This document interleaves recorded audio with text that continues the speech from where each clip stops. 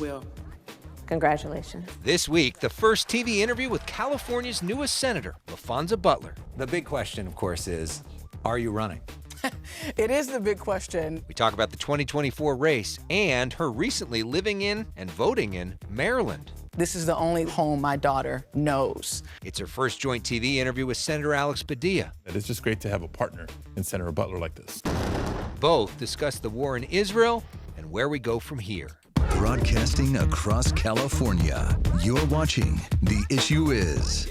And welcome to a very special edition of The Issue Is. I'm Elex Michaelson, and with us on set are both of California's senators from the United States Senate. Laphonza Butler is the newest member of the U.S. Senate. We are so honored that this is your first TV interview since taking office. And we are also honored to have Senator Elex Padilla, and we're so grateful that you gave us your first TV interview when you took office back in 2021. This is your first joint interview together. So thanks so much for being here on The Issue Is, and welcome. Thanks for having us.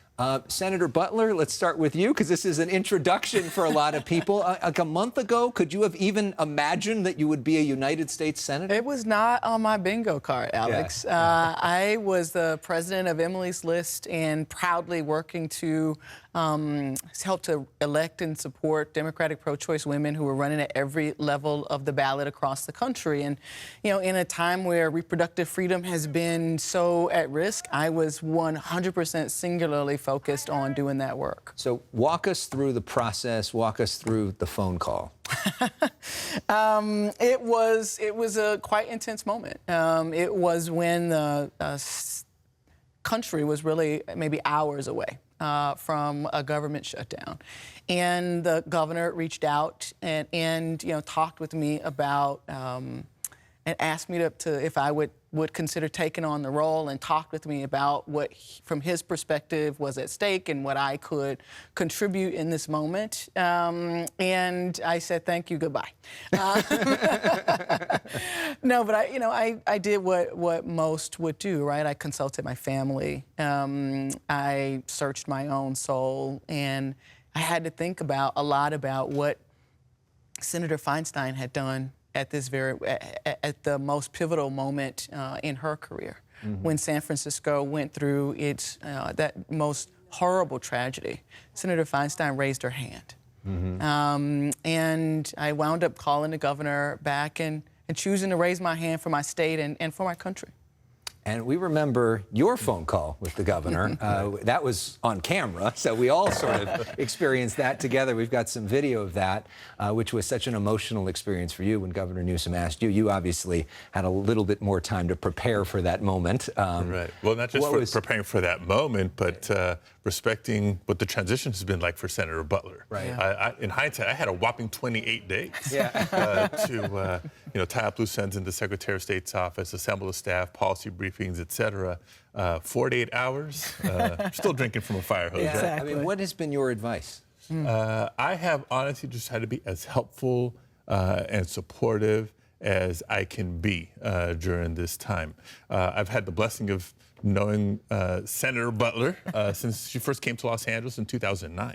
We've had a chance to work together on a number of issues, different capacities that I've served in, from State Senate, Secretary of State, now Senate, her capacities within labor, in corporate America, as an advisory consultant, and of course, now Emily's List. So it's been pretty seamless for us, but there's a lot, and I appreciate her heeding the call at this critical time. It's just great to have a partner in Senator Butler like this. What has he meant to you in these early days? Oh, he has meant everything. He is. It's not been about telling me what to do, but it really has been a real partnership in, he has loaned us staff. He has, helped to guide me in terms of how the body really moves. And most importantly, he's called me every day.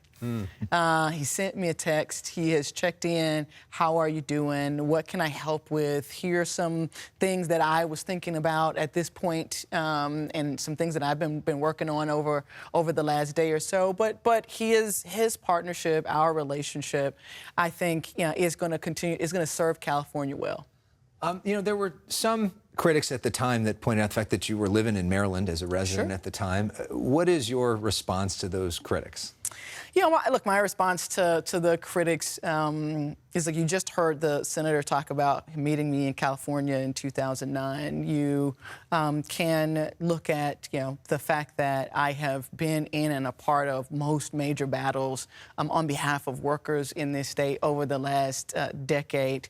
This is the only home my daughter knows. I love this state. It is the city and the state that raised my wife, and here is where we belong, and here is where I'm committed to continue to serve. And so now you're moving back, technically? I am here and ready to do the work. So the big question, of course, is, are you running? It is the big question, and all of what I have had to think about in the last 7 days has been about accepting the position, getting sworn in, finding a staff, and the Saturday after my first week in the space, there is another war happening in Israel. So you haven't made up your mind yet? No decision as of yet. What is the process, though? What are you thinking about? What would make you run? What would make you not run? Yeah. The first and foremost, Alex, if I'm really being honest, is appreciating that for the last 2 years, I have spent every waking moment trying to convince women across the country, more women of color, with varied backgrounds across the country, that this is the moment where their community needs them to raise their hand and run for office.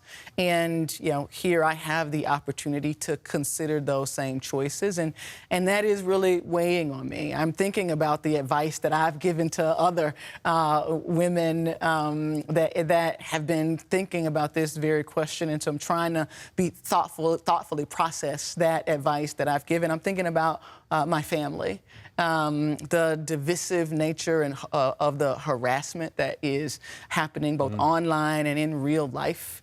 My mother is 70 years old. She didn't sign up for this. My daughter is 9. She didn't sign up for this. And so I'm thinking about my family's safety. I've already gotten my first piece of hate mail, and a stranger has shown up at my door. And so that is a real contemplation for me, and really thinking about what can I contribute to the country moving forward? What are my unique talents and skills? I know that I have them, and it's a question about, how do I process all of those things and do the job at the same time? So a timeline matter of what? Who days, knows? weeks? Okay. and are you going to be endorsing in the race? Yeah, well, I got to respect the time frame and the decision-making process first. Up until now, I have not, because California is going to elect a Democrat. In addition to my day job, I'm serving as a vice chair of the Democratic Senate Campaign Committee. So my goal is whoever is successful in next year's election, that they're coming into a Democratic majority, because what we have in the middle is a dysfunctional House Republican majority. Up next, the senators discuss the war in Israel and what they're doing to bring Californians home. Let's talk about, the big issue of the week that you're both now confronting, which is what's happening in Israel. What do you think is the proper U.S. response at this point? Look, I think thus far, President Biden has done exactly what he needs to do.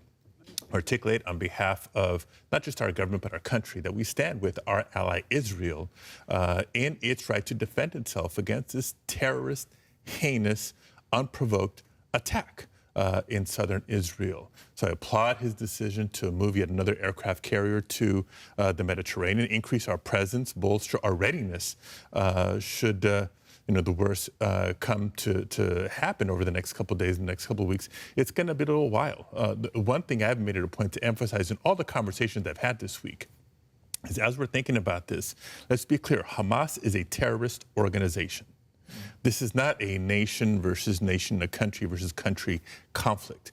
This is our ally Israel, the only democracy in the region, trying to defend itself against a terrorist organization whose mission is to eliminate the state of Israel. So let's be clear-eyed about that. And you've been pretty unequivocal in your support for Israel, too, and your denunciation of Hamas. I have, and I want to align myself with Senator Padilla's comments. The president has made a very clear statement about where we need to be as a country. We are making sure that Israel has everything it needs. It has been our strongest ally. And Alex, I called my wife recently, and she was watching the news. And she's literally talking to me in tears because she had seen an Israeli woman carrying a dead baby. And, as I am talking with her about how she's processing her feelings, had just finished a briefing led by Senator Schumer, where we're talking about the sort of policy and position of it and juxtaposing the policy and position with the emotions. Humanity. That my wife is communicating to me, and just the recognition of humanity across thousands of miles. We are where we need to be. We have to stand with our strongest ally, and we have to be very clear that hate cannot be tolerated. I know you've been working with some of the Americans that have been stuck there. Can you give us an update in terms of that and also in terms of the hostages? In terms of American citizens that are in Israel or even in Gaza, we've heard from some of them. We're working closely with the State Department and the Department of Defense to see how quickly we can identify and secure safe passage for those who want and need to leave. It is a very touchy situation, as you can imagine. When we come back, how Senator Dianne Feinstein shaped both senators and how their historic appointments can shape the next generation. You are watching a very special edition of The Issue Is. I'm Elex Michaelson, along with both of California's senators, Laphonza Butler and Alex Padilla. You recently took over for Senator Dianne Feinstein. We've got some images of you with Senator Feinstein, starting when you were a staffer for Senator Feinstein. There's a very young Alex Padilla. Padilla. All that black hair. Yeah, look at that. And then, of course, another image of you, which is when you were her colleague in the Senate, which is a beautiful image there. What's the most important thing that Senator Feinstein taught you? I think there's, the personal. I'll lead with that. She was a boss once upon a time, a mentor, supported throughout my career. To think that one day she and I would serve side by side was unimaginable, but I was blessed for the more than 2.5 years that we did. I learned a tremendous amount from her. But the more I step back and reflect, I think the more I appreciate the legacy that she leaves behind. When she first came into the Senate in 1992, the year of the woman, it was years before it was as popular as it might be today to be a fighter against climate change, to be a champion for equality, to be a champion for choice. To think that within her first couple of years, she had the audacity to successfully lead an assault weapons ban in Congress. I mean, that's difficult today. You can't imagine what it was back then.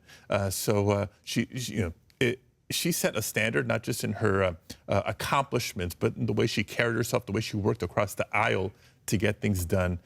In my opinion, she set the standard for any elected official, but particularly for anybody hoping to represent California in the U.S. Senate. And it's quite something to be now sitting in her seat. Indeed. What is the most important thing you took from her example? When I first met Senator Feinstein, it was in her San Francisco office. And she was doing the thing that I've always come to appreciate that she did well. She was bringing stakeholders together to hear from them. She wasn't going to Washington to represent herself. She was going to Washington representing the cares and hopes and dreams of Californians.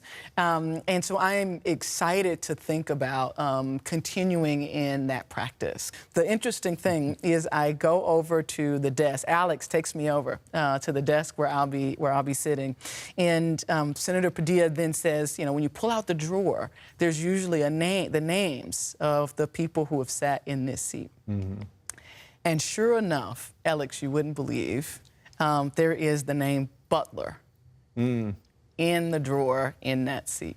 And I'm not sure which Senator Butler it was before or how long that one has even been there. But to have the honor to literally sit in her seat have my name already be in the seat is incredibly special. Probably Senator Butler looked a little different, whoever he was, right? Whoever he was. Well, let's talk about that. Both of you appointed by Governor Newsom, and both of you historic appointments. You're the first lesbian to represent California in the U.S. Senate. You're the first Latino to represent California in the U.S. Senate. Right now is a time we're thinking about both those things. This week is Coming Out Week. This month we're celebrating Hispanic Heritage Month.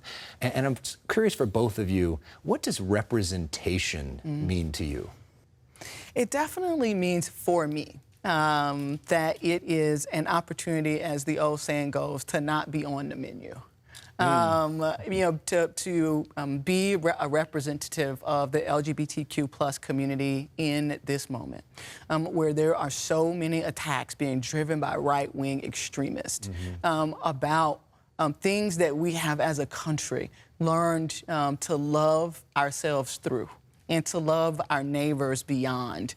That we're relitigating those things is an incredible moment for a champion from our community to really stand and be counted, to be a voice for young people, to be a voice for people to be able to live authentically as who they are. And my wife and my family and I, we take great pride and great responsibility in being a torchbearer in this moment. And representation means for the LGBT plus community in this moment an opportunity to stand up and show our power and demonstrate our might to fight back against the attacks that are happening all over the country.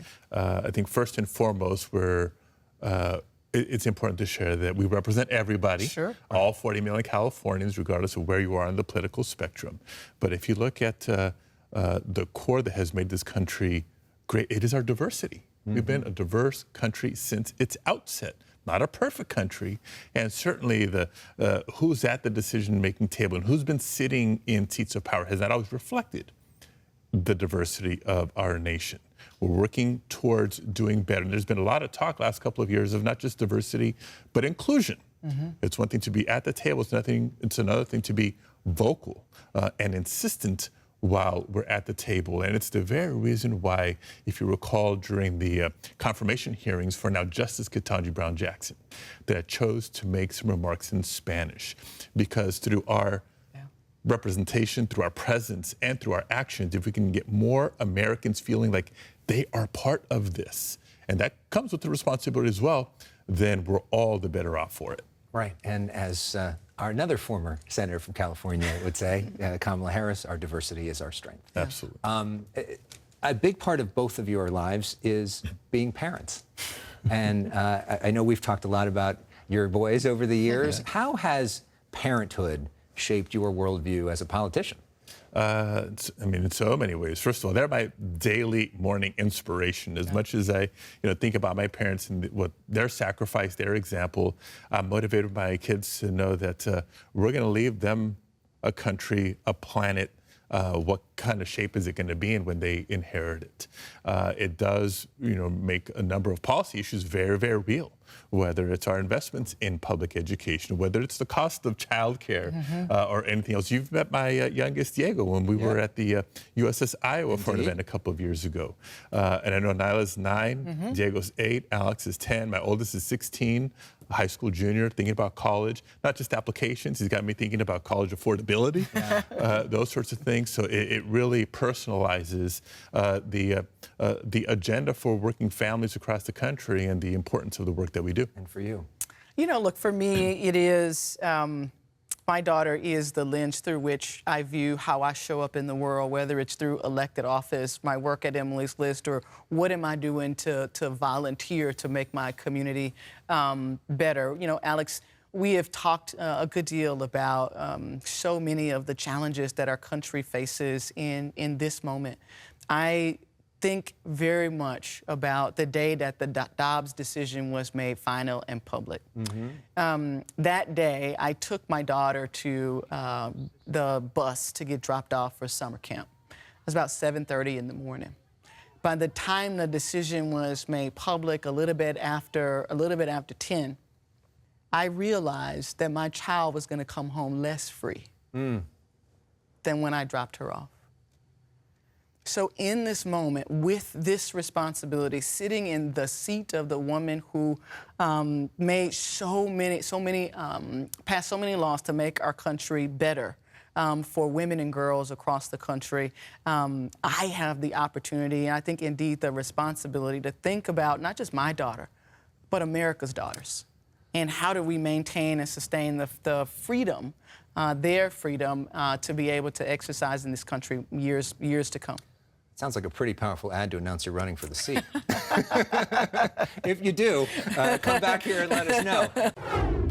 When we return, we play personal issues with both senators.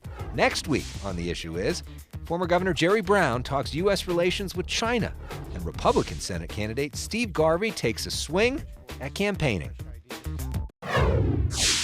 We end with something called personal issues. This is a 30-second game, which you've played many times. This is your first time. So I want to go back and forth and see if we find common ground on cultural favorites, or maybe not, which shows our diversity, right? So here we go. We'll put 30 seconds up on the clock. Senator Butler, what's your favorite TV show? Cosby Show. Senator Padilla? Favorite TV show right now? Yeah. The Issue Is. Okay, that's the right that's answer. the right answer. There's a politician. Musical artist or band. You know what?